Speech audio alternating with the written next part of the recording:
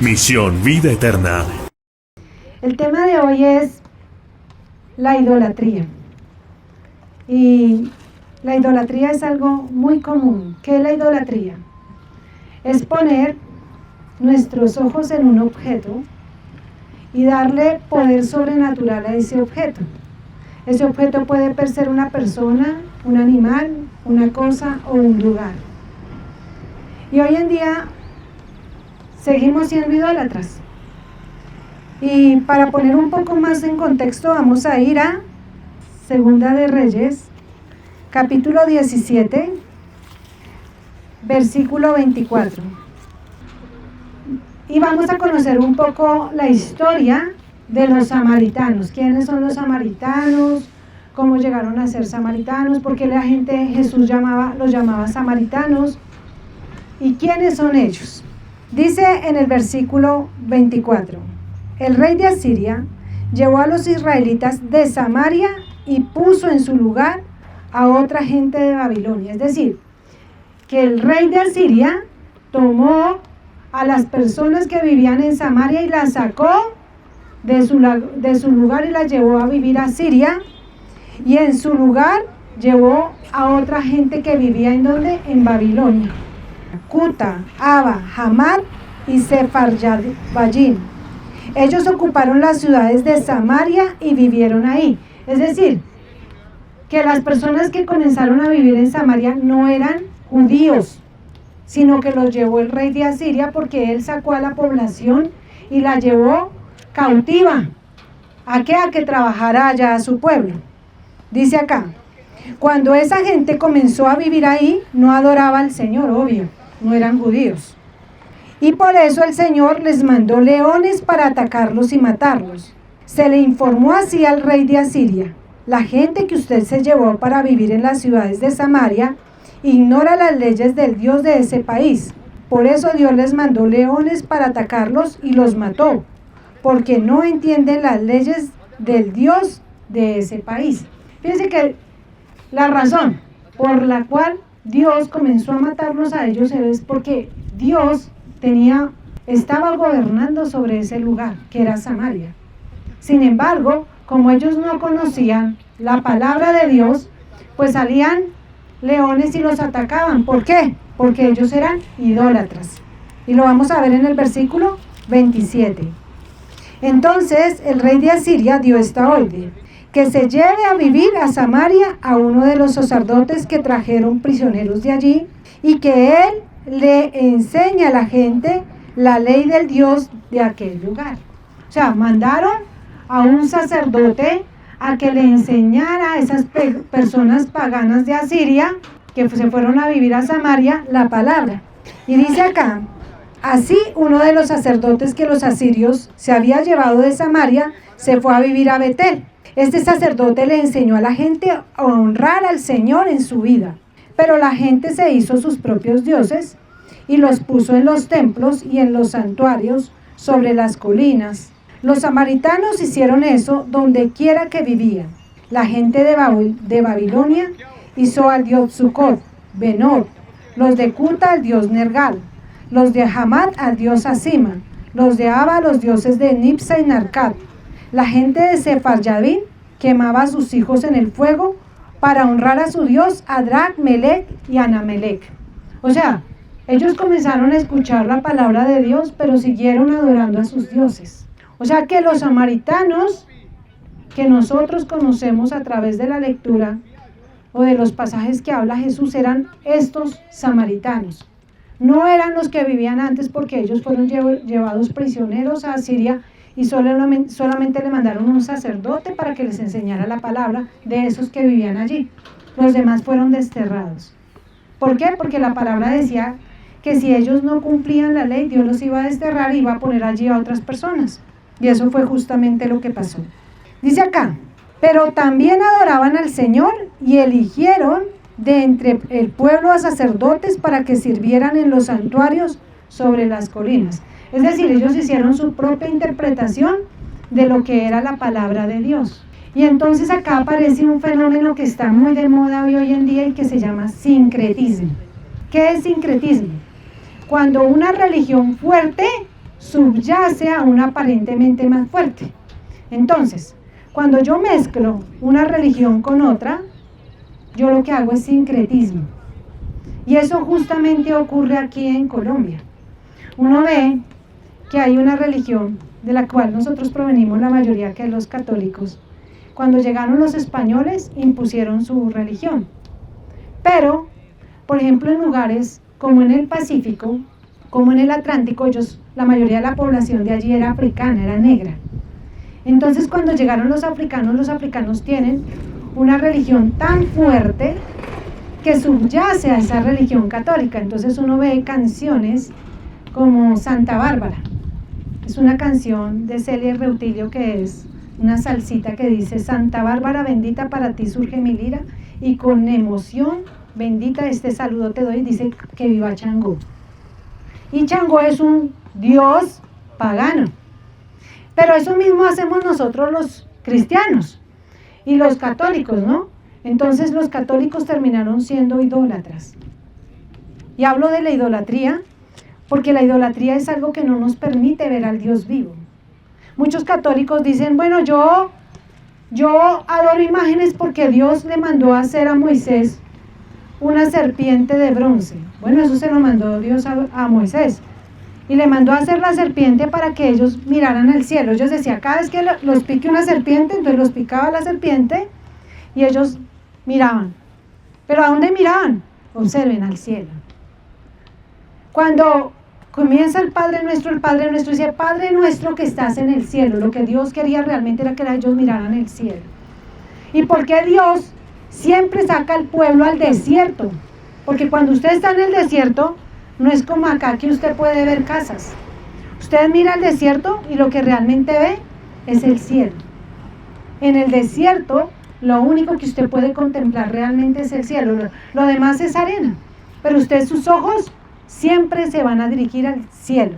En los desiertos, en los momentos difíciles de su vida, de su matrimonio, usted mira al cielo. Y Jesús por eso empezó el Padre Nuestro diciendo: Padre nuestro que estás ¿dónde? En el cielo. Para que dirigiéramos nuestra mirada allá. Obvio, hay mucha gente que dice que eso no es verdad. Entonces vamos a ir para eso al Salmo 115. Versículo 3. Dice: nuestro Dios está en el cielo y hace todo lo que le viene ¿en qué? En gana. O sea, Dios hace lo que quiera con nosotros. Como lo hizo con ese pueblo judío que vivía ahí. Lo sacó y lo llevó a vivir por allá, cautivos, a otro lugar. Y puso en su lugar a otros iguales o peores que ellos. Pero por lo menos era claro que era porque Dios estaba castigando al pueblo judío. Dice acá: los ídolos de esas naciones son oro y plata, productos hechos por manos humanas. Tienen boca pero no pueden hablar. Tienen ojos pero no pueden ver. Tienen oídos pero no pueden oír. Tienen nariz pero no pueden oler. Tienen manos pero no pueden tocar. Tienen pies pero no pueden caminar. No sale sonido alguno de su garganta. Así quedarán como esos ídolos los que los hacen y los que creen en ellos. Y a veces nosotros no nos damos cuenta que cuando Dios nos dice: oiga, no se idólatra, nos está diciendo no se idólatra. Pero hoy en día tenemos muchos tipos de ídolos físicos, pero también en nuestro entorno. Y Dios nos dice, dentro de los 10 mandamientos que Dios le dio a Moisés, está ese mandamiento, no tener imágenes. Entonces vamos a ir a repasar a Éxodo 20, del 3 al 7. Y dice, voy a hacerlo del 3 al 6, perdón. No adores otros dioses además de mí. O sea, Dios está en los cielos. No necesita usted adorar nada más, sino a ese Dios del cielo que no vemos. Porque la Biblia dice que Dios es espíritu y los que lo adoran en espíritu y en verdad deben hacerlo. O sea, cuando usted está poniendo una imagen física, usted está dejando de ser espiritual, está siendo físico. Sencillo. 4. No hagas para ti ningún ídolo de lo que está arriba en el cielo, ni abajo en la tierra, ni en las aguas debajo de la tierra. No te inclines a ellas ni las honres, porque yo soy el Señor tu Dios, fuerte, celoso, que visito la maldad de los padres sobre los hijos hasta la tercera y cuarta generación de los que me aborrecen, y hago misericordia a millares, a los que me aman y guardan mis mandamientos. Este es el tercer mandamiento de los 10 mandamientos que Dios le dio a Moisés y que están en el lugar santísimo dentro del tabernáculo que Dios les ordenó hacer a ellos. O sea, es lo más importante de lo importante de lo importante que cualquier persona que se acerca a Dios tiene que hacer, debe dejar de ser idólatra. Y cuando somos idólatras, mire que acá dice, hago misericordia a millares a los que me aman y guardan mis mandamientos. O sea, Dios hace misericordia. Pero dice acá que también voy a castigar a los hijos hasta la tercera y cuarta generación de los que lo aborrecen, o sea, los que son idólatras. Entonces Dios nos invita a no ser idólatras, a tener un Dios vivo, a creer en Dios y en su palabra, a hacer la palabra en nuestras vidas. Esa es la manera en cómo Dios quiere que lo adoremos. Dice en Lucas capítulo 13, del 18 al 20, dice, Jesús dijo, ¿cómo es el reino de Dios? ¿Con qué lo puedo comparar? Es como una semilla de mostaza que un hombre sembró en su campo. La semilla creció y se convirtió en un gran árbol, y las aves construyeron nidos en sus ramas. Dijo otra vez, ¿con qué puedo comparar el reino de Dios? Es como la levadura que una mujer mezcla con mucha harina. Al final, toda la masa queda fermentada. Y entonces nos habla acá de la verdadera adoración que debemos tener, y es la adoración a hacer cumplir la palabra de Dios, que es Jesús. Jesús es la palabra, ¿no? Entonces la gente dice, bueno, ¿y cómo puedo yo hacer que Jesús esté en mi vida? Pues yo leo la palabra y es como un granito de mostaza, que no lo vemos, pero cuando germina ese granito, se hace mucho más grande que muchos de los árboles que están en este lugar, porque así es la fe. La fe es pequeñita, a veces uno dice, bueno, voy a poner mis ojos en Dios, y a partir de hoy yo voy a tratar de cumplir, aunque sea un pedacito de la palabra. Por ejemplo, la palabra de Dios dice hoy, vamos a decir un versículo muy pequeñito, cree en el Señor Jesús y serás salvo tú y tu casa. Y yo pongo eso en mi corazón, porque lo leí de la palabra, porque lo dice la palabra, ¿sí? No son palabras de hombre. Y esa palabra queda en mi corazón. Yo no permito que venga el diablo y me la quite, sino que yo profundamente creo que Dios va a hacer que toda mi familia, a través de mí, llegue a los pies de Cristo. Y entonces comienza a hacerse grande esa palabra. Pero yo para eso yo debo leer la palabra. Y ese granito de mostaza transforma mi vida. Pero viene aquí, dice, es como una mujer que esconde en una harina una gotica de levadura. Y entonces como personas eso podemos hacer en nuestra iglesia, en nuestra casa, en nuestra familia, donde vayamos. Uno le dice a la gente una palabra sin que decirle el versículo. ¿Sí me entienden? Por ejemplo, la palabra de Dios dice, mejor es 2 que 1, porque si el uno cayere, el otro le levantará. Y entonces vamos, por ejemplo, al trabajo, y entonces vamos a pensar, mejor es 2 que 1, y le vamos a decir a nuestros compañeros, mejor es 2 que 1, porque si el uno cayere, el otro le levantará. Mejor es 2 que 1 porque reciben mejor recompensa, mejor pago. Y entonces eso va a hacer que transforme mi entorno. Y la gente no se da cuenta y está aprendiendo ¿qué? La palabra.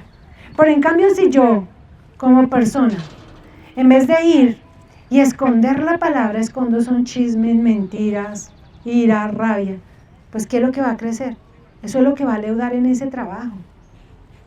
Y da tristeza ver que en muchas congregaciones cristianas, en muchas instituciones de tipo cristiano, nosotros no estamos leudando la palabra, leudando el lugar con la palabra, sino leudándolo con la carne. ¿Sí?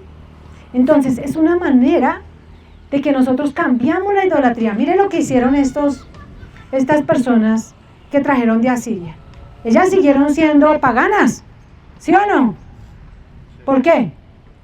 Porque ellos no siguieron adorando a sus dioses. Cambiaron fue los sacerdotes. Igual que hicieron las culturas africanas. Ellos Llamaron a Santa Bárbara, pero realmente estaban adorando a su Dios. ¿Con qué? Incluso con una canción que es muy popular y que todo el mundo canta. Y hay muchas canciones de este tipo que nosotros cantamos. ¿Y por qué en cambio los cristianos, en vez de hacer eso, cogemos y leudamos la mesa con la palabra? Y cambiamos, transformamos nuestro entorno. Vamos a ir a Jeremías 51, versículo del 17 al 19. Cuando usted a una persona le dice, oiga, deje de ser idólatra, la persona en el momento de pronto va a decir, no entiendo. Pero si usted le dice este versículo, sí lo va a entender. Y es otra forma de leudar la masa, ¿sí? Para que la gente comience a buscar al Dios vivo, levantar sus ojos ¿a dónde? Al cielo, que era lo que justamente Dios quería que hicieran. Dice, todo ser humano es torpe y falto de conocimiento, y se avergüenza del ídolo que fabrica. Es que esas estatuas son un fraude, no tienen vida, no valen nada, son ridículas. Ya llegará su hora y serán destruidas. Y a veces nosotros no nos damos cuenta que eso es lo que a veces, cuando nosotros ponemos en cosas, en lugares, y no en la palabra, la respuesta a nuestros problemas, eso es lo que siempre suele suceder. Y ese es el problema del mundo, que el mundo pone sus ojos en sus deseos y no en la palabra de Dios. Vamos a ir a Daniel 5:4 y vamos a ver que el producto de todas esas adoraciones tiene que ver con algo que yo les explicaba la vez pasada, y es cuando uno no puede discernir lo que está bien de lo que está mal, y es a causa de los licores. Y dice acá, Daniel 5:4, mientras bebían, adoraban a sus dioses de oro y plata, bronce, hierro y madera. En ese momento aparecieron los dedos de una mano humana y escribieron sobre un yeso de la pared que estaba justo frente a la lámpara, de modo que el rey pudo ver cómo escribía la mano. Y a veces, cuando estamos haciendo ese tipo de idolatría, Dios quiere que quitemos eso de nuestros ojos, y fue justamente lo que pasó en esa escena de Daniel. Un Dios que estaba bebiendo y tomando y adorando a sus ídolos mientras bebía y tomaba, viene algo sobrenatural, y es que aparece en una mano que escribe, y dice acá, en el 6, el rey se puso pálido del susto y estaba confundido. Le temblaban las piernas y sus rodillas chocaban la una contra la otra. Enseguida el rey ordenó a gritos que le trajeran a todos los adivinos, magos y caldeos, y les dijo a todos esos sabios de Babilonia, le daré un cargo muy importante en mi reino, a quien pueda leer y explicar esta escritura. Esa persona recibirá vestido púrpura, un collar de oro, y será el tercer hombre más importante en el reino. Y obviamente llevaron a Daniel, porque estamos hablando de Daniel. Pero miren qué dice acá. Y dice acá, en el versículo 13, entonces llevaron a Daniel ante el rey, y éste le preguntó, ¿eres tú Daniel? ¿Y perteneces a los deportados judíos que mi padre trajo de Judá? Mire, él también estaba deportado. Él había sido de pronto sacado igual que esos samarios judíos y fue llevado a otro lugar. Sin embargo, Daniel, él decidió hacer lo correcto, ser un cambio donde iba, no hacer. Hay gente que dice, ¿a dónde va Vicente? ¿Hacia dónde va la gente?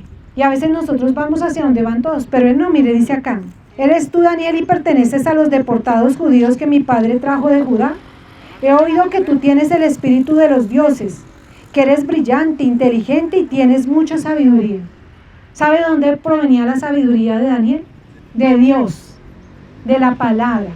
Él oraba en la mañana, en la tarde y en la noche. Y le dedicaba tiempo a la palabra en la mañana, en la tarde y en la noche. No importa lo que los demás dijeran. Y dice acá, el 16, he escuchado que tú puedes interpretar cosas como estas y descifrar misterios. Si puedes leer lo que me dice en la pared y explicarme su significado, te daré una gran recompensa. Recibirás vestidos de púrpura y un collar de oro. Te convertirás en el tercer hombre más importante del reino. Y Daniel vio eso en poco y le respondió: Majestad, guarde sus regalos o dele sus obsequios a otro. Voy a leerle lo escrito en la pared y a explicarle qué significa. El Dios Altísimo le dio el reino, grandeza y poder y honor a su padre, el rey Nabucodonosor. Por ese poder que recibió, todas las naciones, pueblos y lenguas lo temían y respetaban. Nabucodonosor decidía a quién mataba o a quién dejaba vivir. Si él quería que alguien fuera importante, lo hacía importante. Y si quería que alguien fuera despreciable, lo hacía despreciable. Pero Nabucodonosor se llenó de orgullo y terquedad.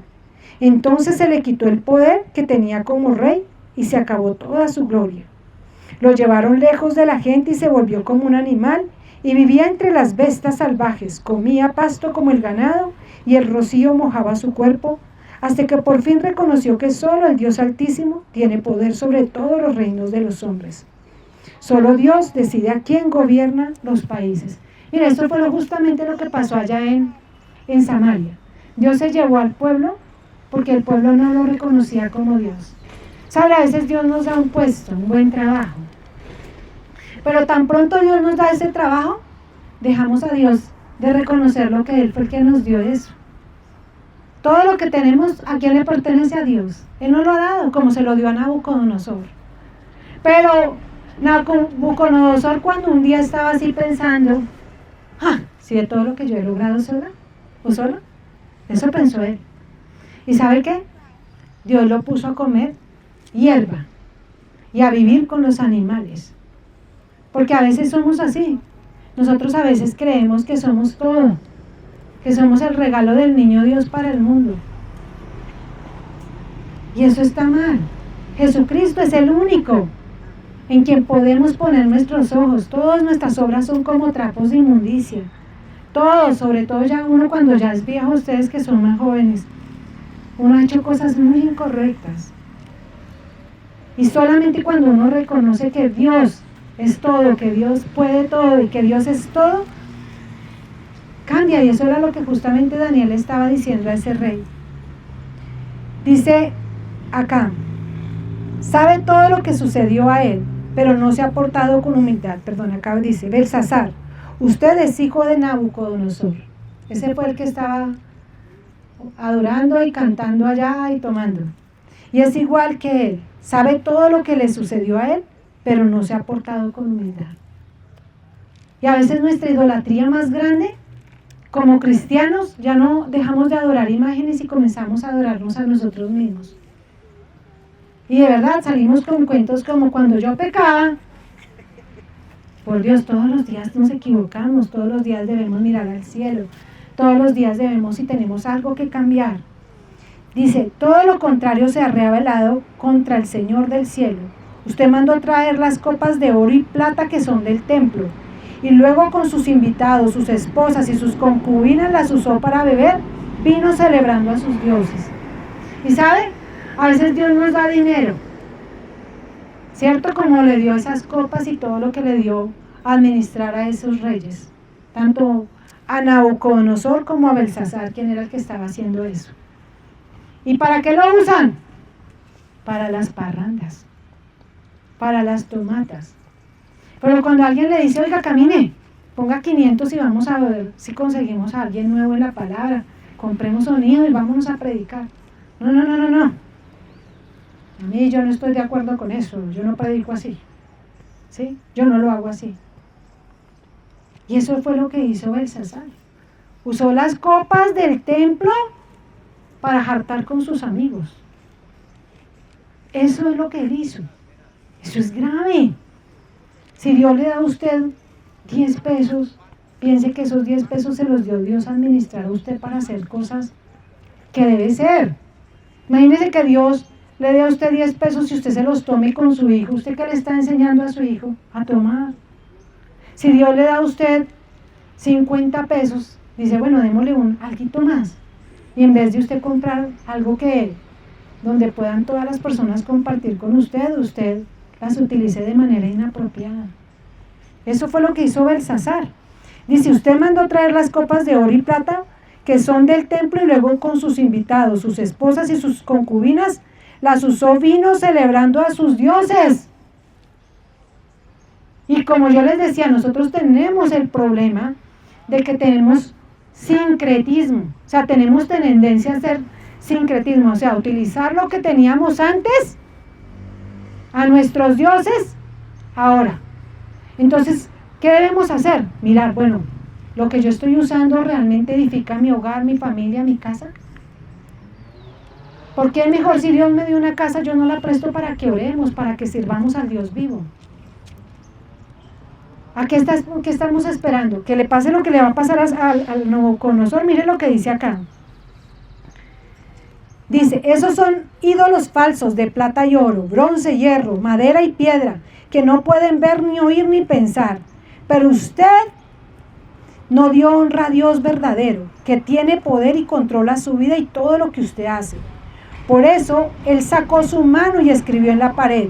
Y estas son las palabras que están escritas. Mené, mené, tekel, parsin. Esto significa estas palabras. Mené, Dios ha contado los días y ha puesto fin a tu reino.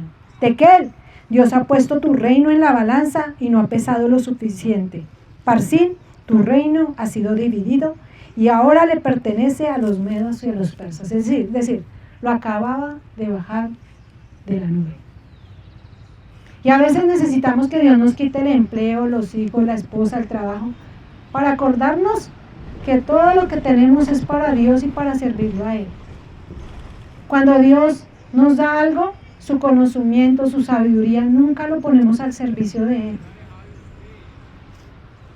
Y en cambio nos enorgullecemos y a veces, por ejemplo, nos sobreponemos por personas porque creemos que esa persona es muy humilde, que esa persona no merece ser escuchada por nosotros. Y Dios hoy nos dice que eso está mal. Entonces, hoy Dios quiere decirle una palabra a usted. Gálatas 5, 17, que dice: nuestra naturaleza carnal desea lo que está en contra del Espíritu, y el Espíritu desea lo que está en contra de la naturaleza carnal. Los dos se oponen, por eso resulta que ustedes no están haciendo lo que realmente quieren. Pero si se dejan guiar por el Espíritu, quedan libres de esa ley. Está muy claro que las cosas que hace nuestra naturaleza carnal son, mire, realmente esos dos reyes cayeron porque ellos tenían un problema con su ego. O sea, ya no idolatraban, bueno, sí idolatraban imágenes, pero idolatraban a su ego. Nabucodonosor sí dijo, todo lo que yo hice, ¿no? Eso fue lo que dijo Nabucodonosor. Y el otro va y saca las copas del templo para usarlas de manera inapropiada. Y dice, está muy claro que las cosas que hace nuestra naturaleza carnal son inmoralidad sexual, impureza, descontrol, idolatría, participar en brujerías, odio, discordia, celos, ira, rivales, peleas, divisiones, envidias, borracheras, parrandas y otras cosas parecidas. Ya les advertí contra eso y ahora les vuelvo a decir lo mismo, que todos los que hacen eso no tendrán parte en el reino de Dios. Pero Dios sí nos invita a adorarlo en espíritu y en verdad en el versículo 22 diciendo, en cambio, el Espíritu produce amor, alegría, paz, paciencia, amabilidad, bondad, fidelidad, humildad y dominio propio.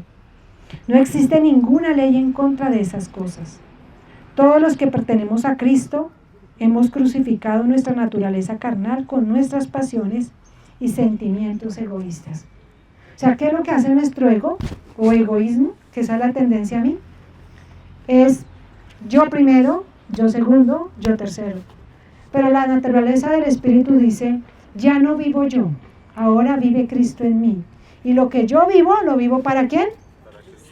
Entonces, si yo voy a aprender algo, yo lo voy a aprender con la seguridad que en algún momento lo voy a usar en la iglesia, no en el mundo. Porque Dios también quiere que nosotros utilicemos nuestra cabeza, no que solamente la adornemos, la maquillemos, le pongamos adornos a nuestro ego, que es nuestro cuerpo, sino que cojamos nuestra naturaleza carnal y la llenemos con la palabra y esa palabra que transforme nuestras vidas. Entonces hemos hoy visto dos tipos de idolatría, la idolatría física y la idolatría mental, ¿sí? Dios desea que le adoremos. Señor Jesús, hoy te damos gracias, Dios, por esta tu palabra. Sabemos que está mal la idolatría.